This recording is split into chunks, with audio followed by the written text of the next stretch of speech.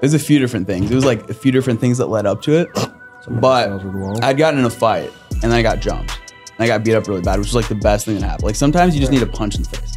Like sometimes you just need to get the shit beat out of you. Yeah. So it was just a reality check. I just like, I woke up the next day, like hungover, you know, I was drunk. I was just like, dude, like, what am I doing? I was like, I'm a bum.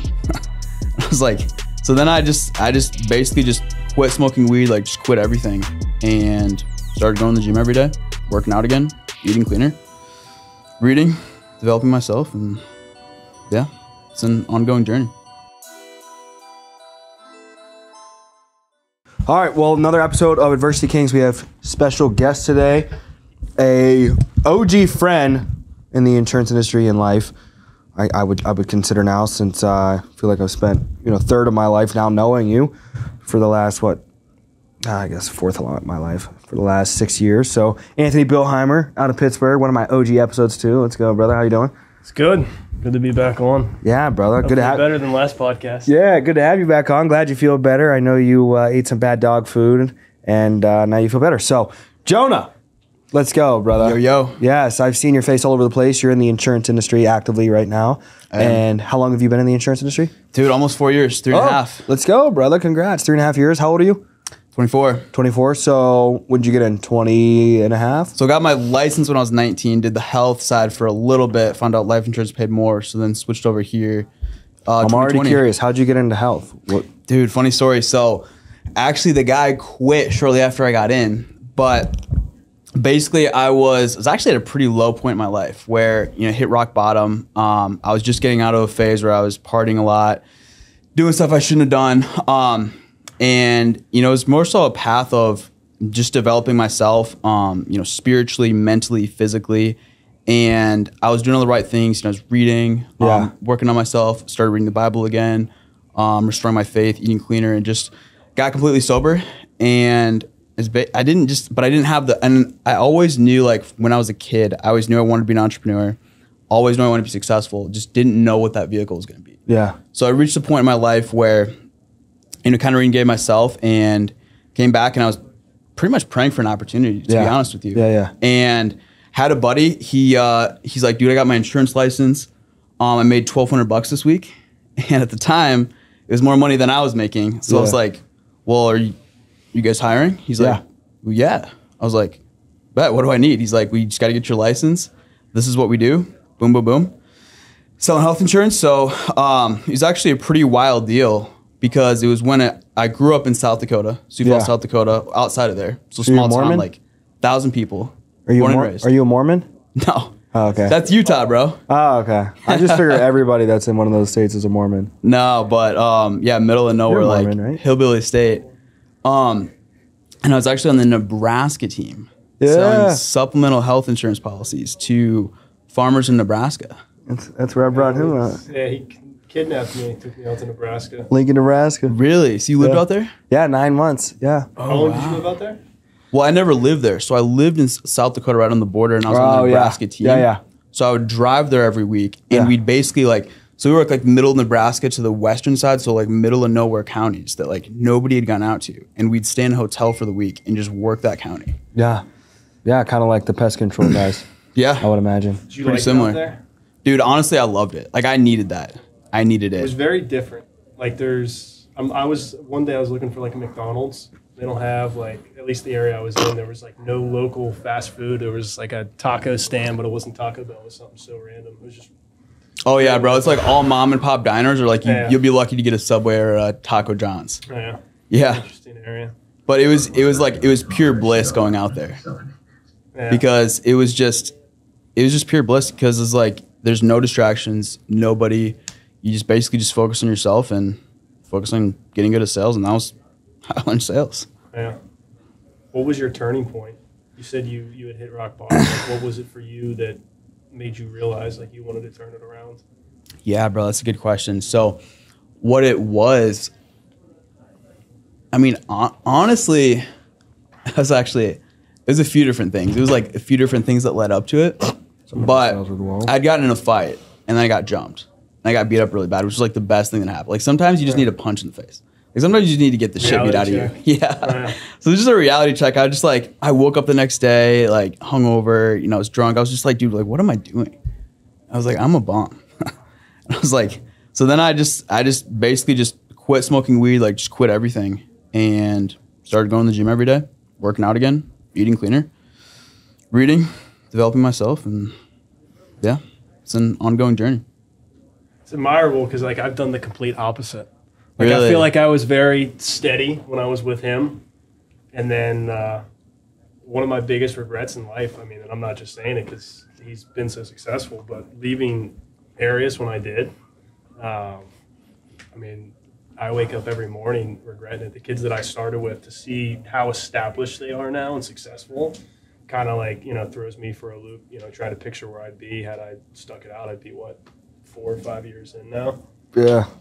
Wow. And I mean, I'm successful in what I do now, but it's, when you try to compare it to these guys that are, 19, 20 years old here crushing it, it's a little bit of a reality check, but Well, bro, it's never into too it. late to get back into it. yeah, dude. Never too late, man. Start slinging some policies. I did an interview. I got an application from a man named Jim Hurley. Jim, if you see this, he's avidly on social media, and again, he's a great reminder to us all that you're never too young, never too old. All of that is just a mindset. And he's like, man, I saw you on Instagram, DM me. He's like, I want to come do, I've been 30 years into contracting and different type of roofing familiarity, like industry wise. He's like, but I want to get into doing this insurance. I like your industry. I like your vibe. I like the money.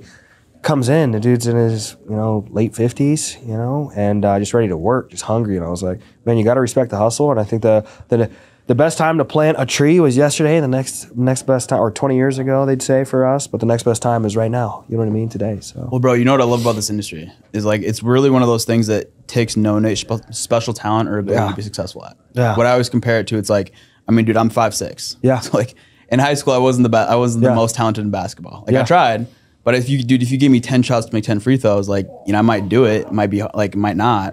I'm not. But like there's other dudes that that I went to high school with. They'd smoke me. Yeah. And like you have to have some special ability and special talent to do that and be successful with that. But like with this industry, like dude, as long as you have a good work ethic, you're accountable, you're coachable, like you have integrity, like simple stuff that your parents taught you as a kid. It's like this. It's the one denominator. Like no matter like what ethnicity you are, or how young or old, you can come in and as long as you grind it out, you can be successful. While we're talking on insurance, I want to get more specific now. It's just to bring clarity and show individuals that you can have relationships with competitors, I would say, in your industry. And I think that can also become a limiting mindset, because if you're not willing to call people up and kind of ask them, what are you doing and what am I doing versus, one another and what can we do better to drive, I think your competitiveness should obviously be surface level with one another. But I think if you're a truly wise individual that wants to grow your wealth and do 7, 8, 9 figures, you're going to have to call some people and be like, hey, look, I know we're in the same industry, but what are you doing?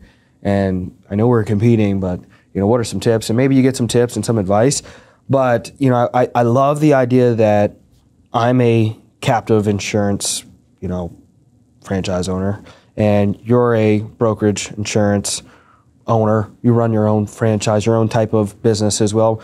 Everything's 1099. You know what I mean? When you get into sales and you have the ability to build a business, that's essentially your business. Correct. Because your compensation is flowing through there. Now, have you heard in your 4 years, has it all been personal production, or have you tried to build, a team as well? Yeah, that's a great question. So when I first started, I came from on actually the health side. It was very, very MLM, like sell all your friends and family, etc. Little leads. So like, dude, to be honest with you, when I got under the life side, I was so burnt out of that. Like I just wanted to personally produce, make a bunch of money, etc.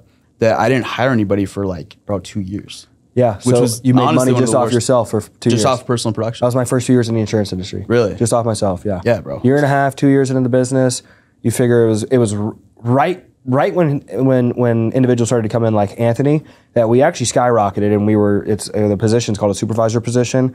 We did $800,000 in production in like 9 months, 3/4 of the year, because I was still a quarter into the year writing on the business, getting people trained up, getting them their first sales, and just a handful of people. And then those handful, obviously sprouted. But I always tell everybody, the thing I'm most proud of for myself is not only did I survive, but I thrived off my own personal pen. So I'm not worried about selling a product in our industry, on any industry, because I know I'll find a way to make 6 figures plus, which, definitely I don't think is, enough to live right now in the day and age that we It's are a in. little tough. Yeah, exactly. So, but You can't make money unless you recruit in life insurance. yeah, dude, no.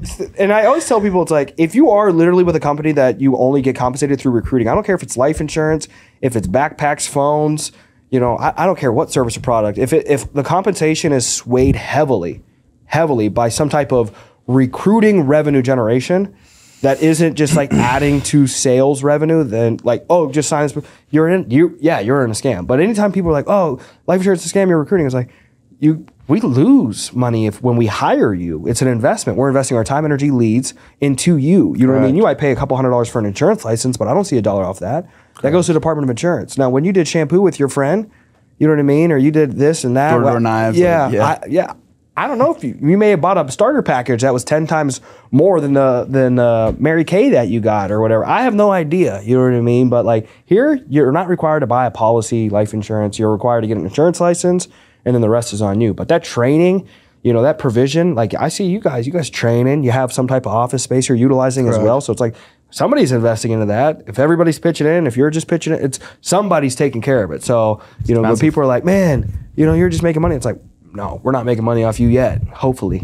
Yeah. You know what I mean? Not They're yet. trying to grow an actual business. No. And like, I love when I get on a recruiting call, they're like, oh, like you can only make money in life insurance if you recruit. And it's like, I mean, you vice versa. Like us both, dude, like we personally produced for 2 years. Yes. Like me personally, like, dude, I deposited over $500,000 my first full year. Granted, I started in October, like January to December. I was saying that's not $500,000 deposited just personal production. So it's not net because you got lead costs, taxes, et cetera. But it's like, I'm like, dude, it's like I was making great money this whole time. Yes. Like I'm just trying to work with like-minded individuals that like have the accountability, have the work ethic, et cetera. Now, when you personally produced for those 2 years, was it with your old brokerage?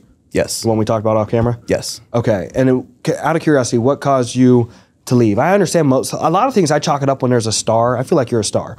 Most 99% of the people that leave, it's probably the same like when people from like a captive, you're familiar with my company. And they probably hit you up like, hey, you got better leads, you got a better contract. You might have different leads. You might have different contracts. But at the end of the day, you and I both know if one of your people hits me up or one of my people hits you up, 99% of the time, it wasn't the opportunity, it was what? You sucked. You sucked. You deal with that as well? Because a lot of people think like, I don't like recruiting people from other insurance companies. Because if you couldn't make it with Jonah, bro, you ain't gonna make it with me, bro. Facts. I'm not like, you're gonna come to one of my speeches and you're gonna get excited.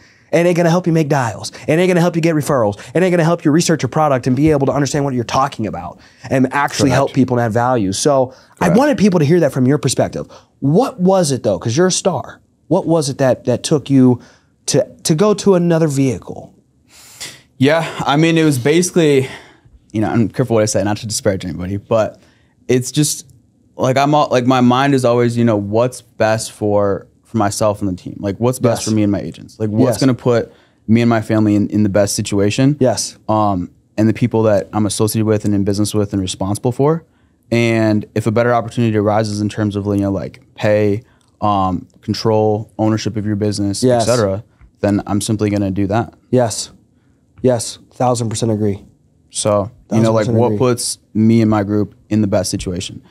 And exactly what you said is because, like, I mean, I'm glad you said that because I agree. Like, I don't want to work with people from other insurance companies because, like, dude, they hit me up all the time. All the time. All the time, bro. Yep. And the grass isn't always greener on the other side. Yeah. I don't even take their calls anymore. I'll distribute them to some of the different managers, but like, already with an insurance company, I want a fresh soul. I pride myself. They bring the bad habits with. Bring the bad habits and and here's how I know they suck. Is when they just bring complaints about the other opportunity or the person, they're just blaming, complaining, crying, justifying. It's like, bro, you're just completely revealing to me what type of person you are. You're a zero responsibility type of person. So you're going to take no responsibility here. And if you take no responsibility, then that means you have no ownership over you. And if you have no ownership over yourself, what value can you bring today? You can only bring value in correspondence with your emotions now because you have no ownership over yourself. How you feel is how you perform. And 30% of the time is when you feel good. So now 70% of the time, you're a liability, not an asset. So I don't like dealing with those people. I don't like dealing with those people whatsoever. And that's just a scarcity mindset, a broke mindset. And you're just blaming other people. Yes. You're a victim mindset. That's the word I was looking for. Yes. Where it's like, dude, I don't care what it is. Like, bro, if you like, let's say the life insurance industry like went under yesterday and like went over, like I'll simply like hop to another industry, like door-to-door pest control. Like, dude, like as long as I can see that there's successful individuals they're making money, they're in a Yes. good spot, and it's a legitimate opportunity. What's I'll Andy simply Elliott whatever do? Yeah. What product did he sell? He sold cars. Okay, he did cars. He did cars. Yeah, Now and then he he got into does. He's sales life courses. insurance and does a little bit of solar. Okay, and courses, right? I'm imagining his. Probably. Yeah, I've his never seen him. those or not the course. You gotta pay to go. I know you're paying to go to his speeches. When people go to events? the speech, the Speaking events? Yeah, Yeah. they're getting some bread off that. I feel like a lot of revenue is generated because I feel like you can just trace somebody's revenue. Just look at what they're marketing the most. I market my insurance company the most. I'd market this podcast the most if I was generating the most revenue from the podcast. You know what I mean? I don't care less about this pod. This is just me having fun. I just like to have conversations. My revenue is generated from insurance, so it's like follow the money. It'll tell you. So it's like I don't know. He did life insurance. You know what I mean? He probably got some secret deal set up like he did, like all these famous people do with a brokerage or something like that. And they're like, I'll just recruit you, train them. What else? Solar? He's doing a little bit of solar. Yeah. I don't know, bro. He's got his hands in a lot of Hands stuff. in everything. He blew up Doing quick. a lot of stuff. He blew up quick on media, but I like when one thing he does is he shares old videos of like, hey, I'm not just a overnight type of guy. This ain't fake. I respect that. That ain't fugazi. But I'd like to take him on the mats and see if his muscles are legit. You know what I mean? I'd like to wrestle him and see if I choke him out a little bit. I don't think so. Bro, I don't know, because you do jiu-jitsu, right? Yeah, I would. That's what I'm gonna start doing. Like Jake Paul challenges. He doesn't actually do it though. He just goes into the gym, takes a video, and then he walks. Yeah, Like sprinkles the water Listen, bottle, try to look all Here's what sweaty. I'm thinking. Bring to the insurance industry is Paul. And this will just drive revenue for everybody. Paul picking these old fighters. We just start picking these old insurance guys that are just like washed up big names and like challenge them to a wrestling match. It doesn't have to be as brutal as MMA. Like we don't have to head kick the old on the guy. topic of Jake Paul, I can't stand what he does on the internet, but like You gotta respect the hustle. Dude, he's a bad boxer. Could you, like, bad as in like good. Yeah, no, he's a good He to knows put that what- much bro, time. he's a menace, dude. And Like, that what much he's money? doing, too, it's all marketing. He knows how to It's beat beat him exactly up, what Conor though. McGregor I would beat him you up. know, like even You if think you'd you're beat Jake Paul? talking shit guarantee on you, him, dude. his name is still in your mouth. Like he's a genius. when Yeah, it comes to and mine's in marketing. his mouth. Yeah, Because they definitely mentioned Tristan Tate, and first half is me. yeah. If you look up Tristan Tate, but then you start to type in my last name, I pop up. You guys got the same mindset for sure. Who, Tristan Tate? You and Tristan Tate. What's his mindset? He's always the star of the show, but he's not. We're live. Yeah, he's always the star of the show, but he ain't the star of the show. It's Andrew. That's why I'm the best Tristan, because I can't think of any Tristans that are like, oh, it's a dog Tristan. Bro, speaking of who's been on the internet for a minute, Andrew Tate. He's been on the internet for a while. For He's a also a while. marketing genius. Yeah, the marketing genius, I would Like, say. half Of the world hates him, half the world loves him, but like it doesn't We're- matter. we're Like, early He still feeds into this off of decade? that. He feeds Yeah. off that negativity. we're early into this decade, but he is of this decade. He is the marketing genius of this decade. Him and Mr. Beast, I would say, has really just kind of like cemented his like celebrity status of marketing. was That dude's a Tate on, like, genius. survival show or something. I don't know what he For was his- on. For his come up, is that how his name got out? I thought he was a have no kickboxer. idea. There's a No, it was video that it was surfaces. I know he did that, but it was like a survival show, and I just remember a video of some girl like talking shit on him, saying he's never going to amount to anything, and then it, fast forward Really? 10 years later, and dude's worth so much money. Bro, speaking of which, I told you this at dinner last week, where I'm calling it now. All the top billion, because the past 10 years, the top billionaires on Forbes list, whatever, et cetera, like richest in the world, like they are most successful. Like they all had one thing in common, which was tech. Like Elon Musk, PayPal, Jeff Bezos, Amazon, et cetera. Where like the next billionaires, they're all gonna have strong personal brands. Like Andrew Tate, Jake Paul. Yeah, that's why I'm putting all my cetera. time into this. Yeah. It's just, this is the long-term guarantee, like safety net, and to create more equity opportunity for my partners in the insurance business. Like, yo, we're gonna blow this media company up, Nelk Boy style, leverage. get this thing up to $1 billion, even if it was 10% of Mr. Beast's net worth of his social media empire, just 100 million. Cut 100 people in, whatever. Here's $1 million for you. Here's $1 million for you. Boom. All his money he makes too, he just puts Right back into in, his videos. right back into those videos, and then I heard he bought like a neighborhood for his boys. You know what I He mean? does so Oh, much. I saw I'm that. trying to do that. You know what I mean? Like buy a neighborhood Yeah. for the fam. For just like you're just like imagine like all your top level people. Yo, we bought this neighborhood. Just go pick a crib. Well, I mean, think about it from a work standpoint. If you've got all your buddies Phenomenal. living together, Yeah. Yo. kind of Well, speaking Meet of at the Jake main Paul, that's what house. he does. Did you see his house he just bought in Puerto Rico? yeah. Yeah. Like 60 million, fat pad. Like all his boys, his Stupid. entire company's working out of his house. Yeah, it's stupid. But also like Mr. Beast buying his boys a neighborhood is like, dude, I love that. Yeah, I like Because that more. Imagine being a billionaire, but you fucked everybody over to get there. Yeah. Like you'd feel like shit. Like, Yeah. That'd suck. That's lonely. Yeah, Talking that's about Bezos.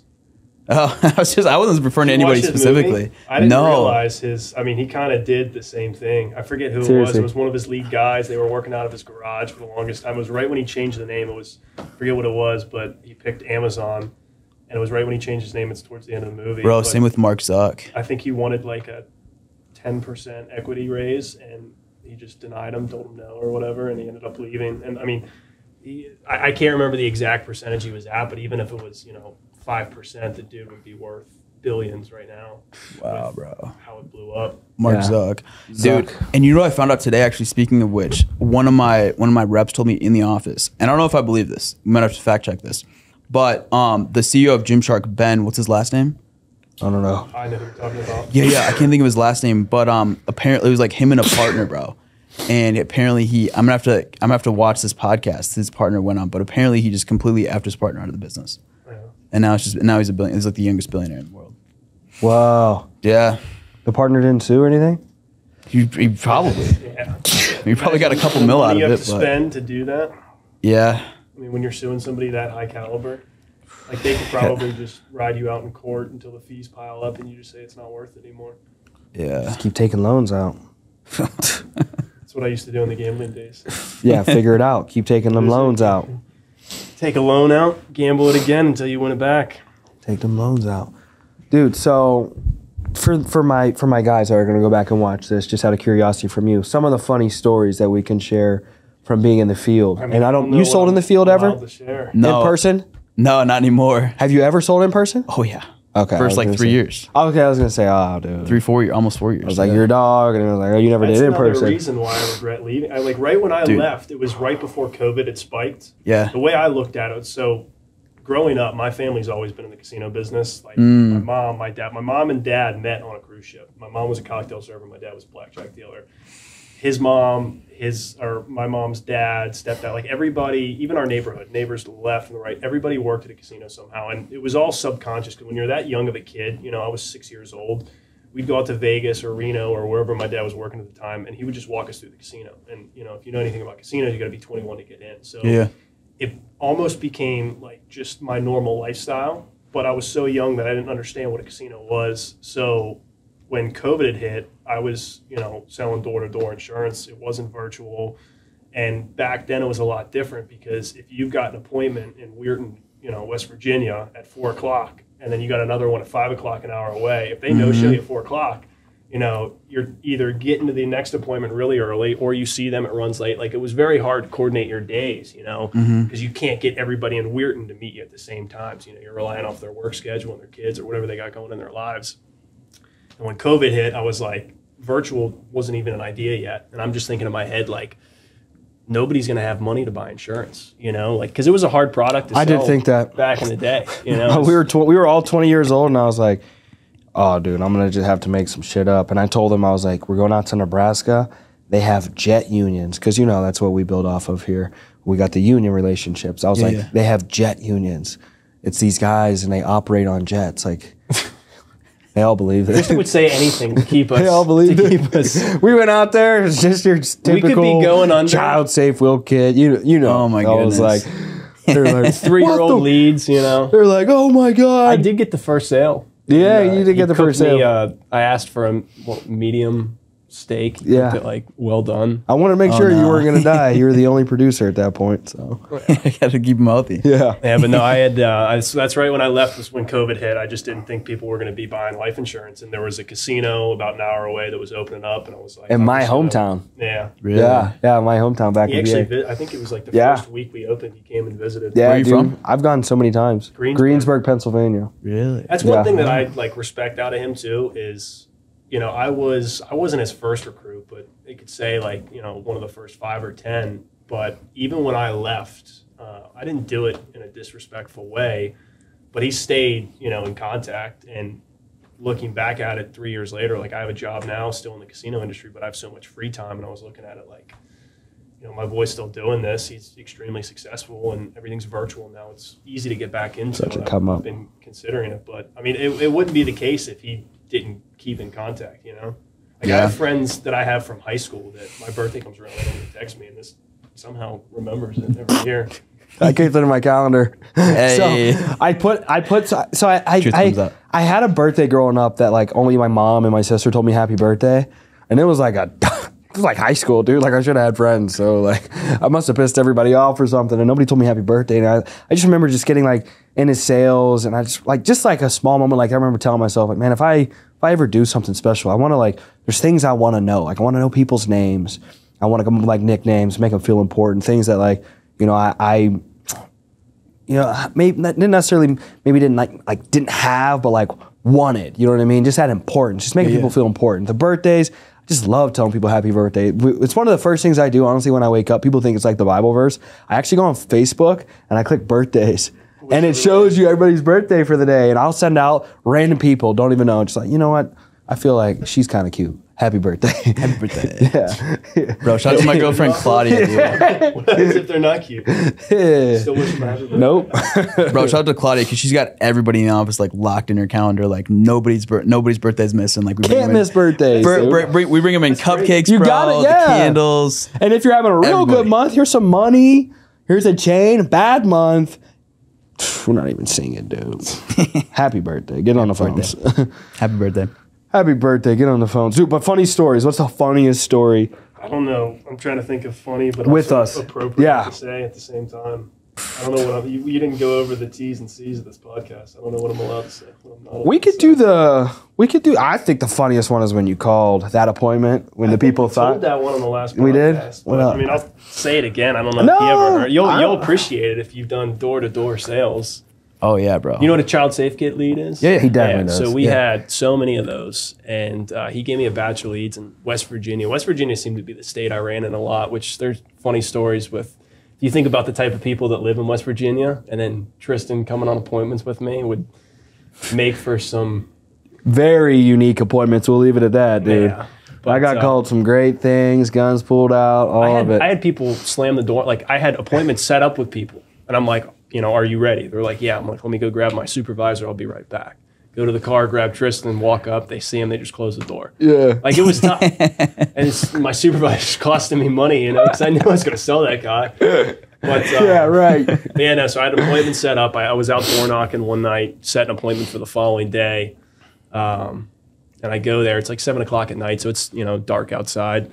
And I knock on the door, and she opens it a crack. And it was a mom. She didn't have a husband. She had a boyfriend, I think. And I made sure that he was going to be there during the time. But she opens it up a crack. And looking back at it, it was probably sketchy. But, I'm a young, money-hungry kid. I just want the sales. So I'm ready to get in there. I can't let this appointment go to waste. Yeah, I asked her if she's ready for an appointment. She says, yeah. So she opens the door up, and it opens this way. So when I walk in, I can't see behind the door. Right. And the door just slams shut. Like almost hits me, just slams shut. And I turn around, there's a dude standing there, assuming it's her boyfriend. So naturally, as a salesman, I just reach my hand out. Anthony, here for child safe kid appointment. How you doing? Blah, blah, blah. Looks at my hand, spits on the ground. He had this huge chew. And this is what I remember the most. He just hawks a loogie right on the ground, like on his carpet. I just looked down at him. I'm like, that's disgusting. But he's like, the fuck do you want to do with my kids? Like, what do you mean? He's like, you're here to kidnap my kids? I'm like, I don't know, where the conversation went after I left setting this appointment, but I'm here to, try to help your kids, protect your kids, et cetera, et cetera.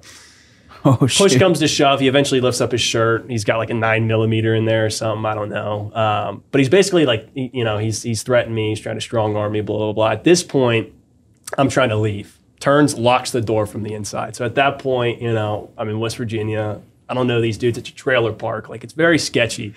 First thing I think to do is call Tristan. So, and this is back in his days where he didn't have a lot of, self-control, kind of just said whatever was on his mind, do all that stuff. I call him, and I put him on speakerphone, because my thought is Tristan's going to vouch for me. This guy's going to let me go, and I can go on with my night. Said, Tristan, unique situation. I am held at gunpoint. They're not letting me leave. I'm not really sure what to do. Can you vouch for me? Something along those lines.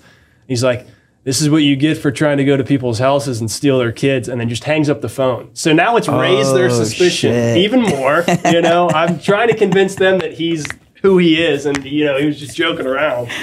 And I had another appointment set up in like 20 minutes, and they called the cops, and I waited there respectfully. Like the girlfriend was fine, we were talking, but I tried to leave, and some like midget came out from the bathroom, like in the back bedroom, with a gun pointed at me, like, "You're not leaving," freaking out. A midget comes out of nowhere. He would have definitely shot too. Just being so short. I hate you being so much taller than me. I had a foot or two on this guy easily. But it got to the point where I was like, guys, listen, like I got another appointment I got to get to, and for whatever reason, they let me go. Driving out of the trailer park thinking, whatever, go on with my night. Meanwhile, I didn't mention this. My girlfriend's sitting in the car the entire time. Yeah, she was the strong one. I doubt it was him that was crying. Yeah, she's my fiance now. I doubt she's ever going to watch this. But if she does, shout out to her, because what she would do when I would run into appointments and sell them, she would be in the car calling my lead, setting more appointments. Let's go. You really did pick a good one. That was, and we're engaged now. I remember, like, I'm over here she'd come into the office thinking about, dude, that's a keeper. She's a keeper. This is just a good, quiet, modest, pretty girl that like works though. Like she worked like a dog, because our schedule, you're gunning, you're running and gunning 24/7. She followed you anywhere. At the office 7 a.m., 10 p.m. That's a dog. Luckily lived 5 minutes away, but you get home, she's waiting up for you. And you better wife that woman. Yeah, we're engaged now. Let's go. Let's go. It's the insurance industry too. It's like up and down. You make money. You make a lot of money one week. You might not make money that week. It might be a month. It might be a bad year. Whatever it is, and she didn't really care. She was making money just from there her for babysitting gigs, whatever she was doing. I would support us as much as I can, in the weeks that I'd make good money. But whenever I wasn't, she was there. So she's a dog. It was super good. But no, to finish the story, I'm driving away, not even a quarter mile down the road to my next appointment, 3 cop cars, come speeding by. And I'm like, I know what they're going for, but they had to have known the make and model of my car, because as soon as they passed by, the lights turned on, they whipped it around, pulled me over in this tiny little like shopping mart gas station thing. And before I could even get out of the car, dude, on their side of their cars, their doors, guns pointed at me, telling me to get out. I guess they thought I was like a human trafficker or whatever. I ended up having to go through my whole presentation to show them that I was an insurance agent. And I didn't sell the cop that day, but I got his contact info, and I ended up selling him like a week later. No way. Sold him policy? Yeah, I sold him a policy. Yeah. I think one of my funniest experiences is when I think I took Rob out. It was either Rob or you. And it was this older black man, and we're sitting there, and he's like kind of deaf. And we're sitting there, and the news is blaring behind us. I'm going through my presentation, and I'm about to transition into just pitching the permanent options. And we have this this proactive little part of our presentation where it's like, so basically before I go these benefits, you're nodding your head, you understand how they set up. We just don't want you to say, I want to think about it. You know what I mean? About to go through this, so I think I'm in the midst of going through that transition. I don't want you to think about it, And trainee, it's either you or Rob. I think it was Rob. Just yells, he's like, Tristan, look at the news. Yeah, that was Rob. We're on the news. That was Rob. And I'm like, a bad story too. Yeah, I'm like, bad story. I'm like, what do you mean we're on the news? He's like, and all you hear is, American Income Life agent was trying to break into a house and now is held at gunpoint. It's a hostage situation. And so it's like, and it wasn't me. It wasn't him, but it was like similar to his story. And it's like, this happens in sales all the time. This is like, the kid was probably 5'7", 5'6", but like 130 pounds, like wet. So it's like, I remember the kid's name. His name was Doug. And I'm like, there's no way. They said I remember asking Doug what happened. He's like, they handcuffed him. So that not only, but like apparently there was a cop that was in the household, and he was like a rookie cop. And you know how American cop training is right now. It's just like, it's like I'm an Eagle Scout. Like nobody knows that. So like, basically the way they describe, I know it's hilarious when I tell people, it's like going through the Boy Scouts. Tie a monkey knot with that. I tie all kinds of knots. So the way they explain it with American cops right now is like, you go through the Boy Scouts, and it would be harder for you to become like an Eagle Scout than for you to become a cop. So this rookie cop just absolutely dogs Doug and just handcuffs him. And it's all over the news, like a live situation. I'm in the midst of this sale, about to rip this like a G, like easy, bro. Easy bread. Probably was for Rob anyways. Bro, oh, look, we're on the news. We're getting, and I'm like, dude, look, I'm like, he's like, it's our company. He said it like 10 times. Oh my Like, goodness. what are you doing, bro? Let's wrap. Did you close it though? I think they were a trial. You probably could have wrote it up. Send it.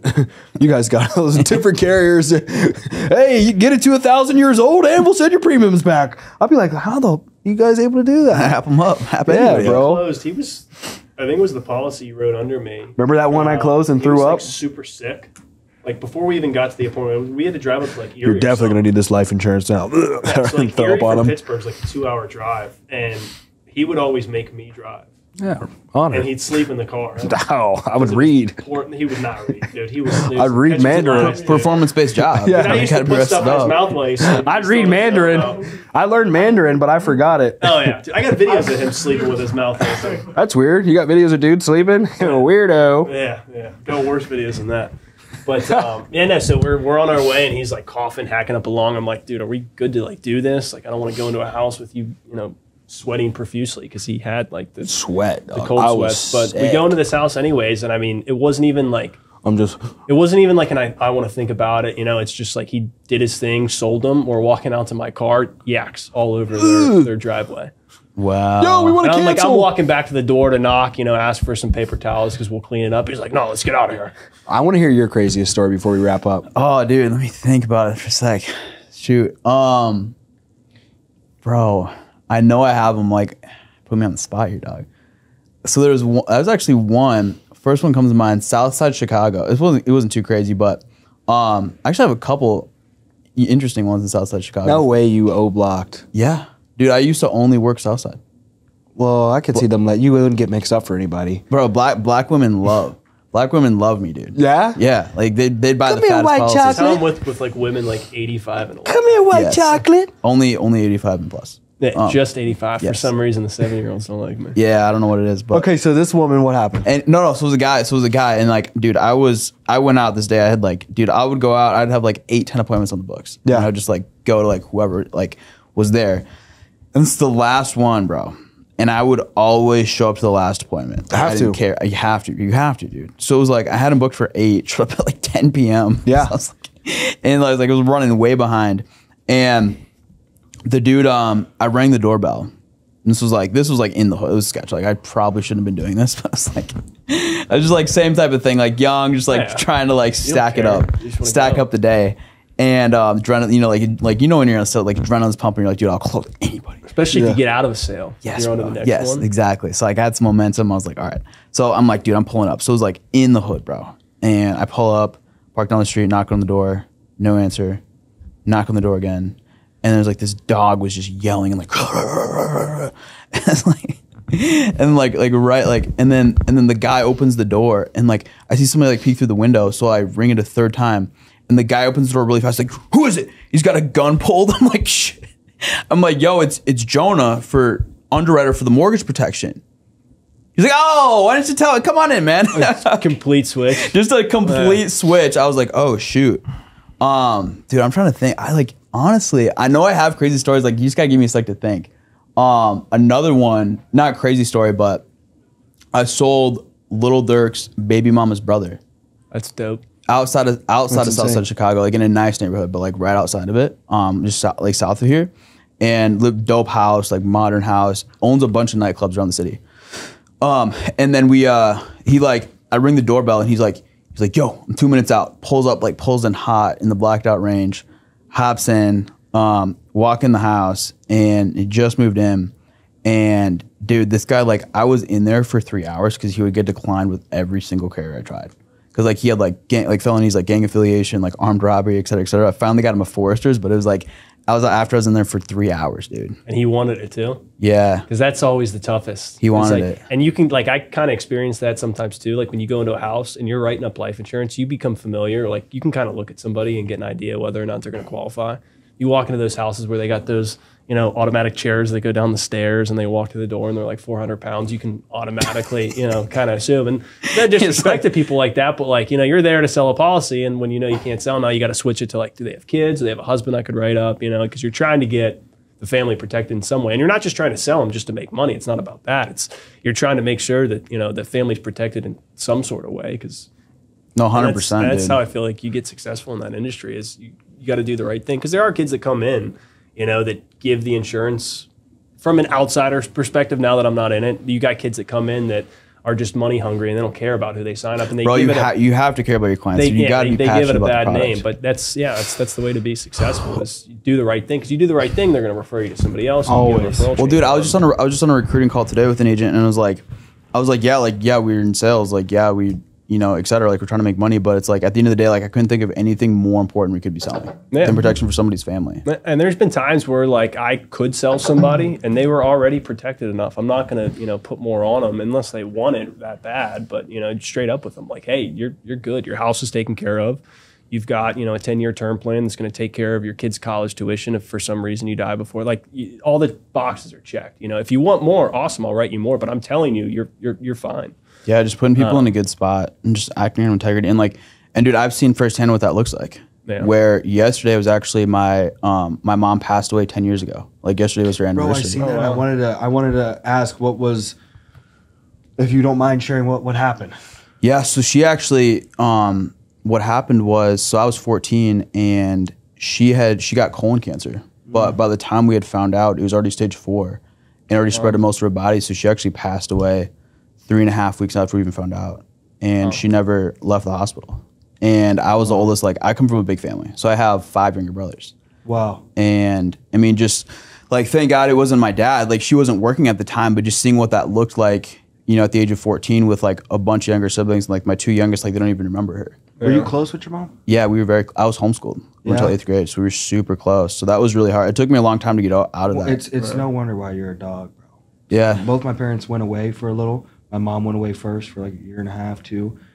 A year away, but then another half a year through child custody court. So we weren't with each other. It was like 8 to 10. And then my dad went away from like 10 until 15. And we just basically haven't had a relationship. I actually just talked to him for the first time today in like 3 years. So like we've had just an off and on relationship since I was 15, 16 years old, because essentially not even from 10, you know what I mean? So I know what that planted in me, that just hunger inside, dude. 100%. It makes absolute sense why you're special. Dude, 100%. Well, like, I was just reading Patrick David, Choose Your Enemies Wisely last night, reading his book. I finished it a couple months ago. It's right there beside you. Nice, dude. I just started it because I have so many books on my to read list. I'm just getting around to it. But I should connect you with one of his little sales reps. Her name's Taylor. Oh, yeah? You know how all these guys do events. We got to start doing events and charge people $10,000. Yeah. It's $5,000 to go. Just to go is $5,000. Dude, I was looking at his tickets today, actually. Yeah. His ad popped up on my feed. I have the loser ticket. I told her, I was like, this is embarrassing. I was like, she's like, well, do you want to pay $25,000? And I was like, well, no, I don't. She was like, so when you send the peasant seats like, for $5. Yeah, dude, like that's what I was like.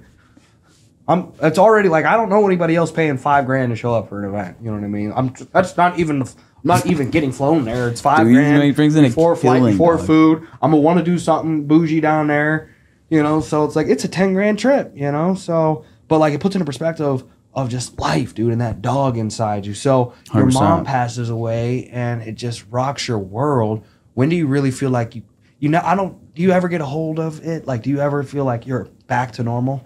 Have you ever felt that? Like, man, I think I'm back to normal.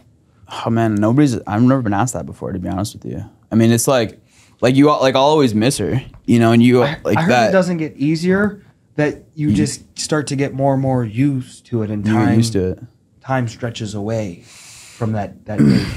Yeah, I mean, like it always, like obviously I'll always miss her and it always hurts, but it makes you who you are. 1,000%. It makes you who you are. That's what I told my dad today. It's I'm a firm believer everything happens for a reason. And there's a passage in the Bible, like I'm gonna butcher this, but it basically talks about how, God's never gonna bring you through trials and tribulations that you don't have the strength to overcome. Yeah. So that's always been comforting in my life. Like no matter how tough it gets, like he'll never bring you through something that you can't overcome yourself.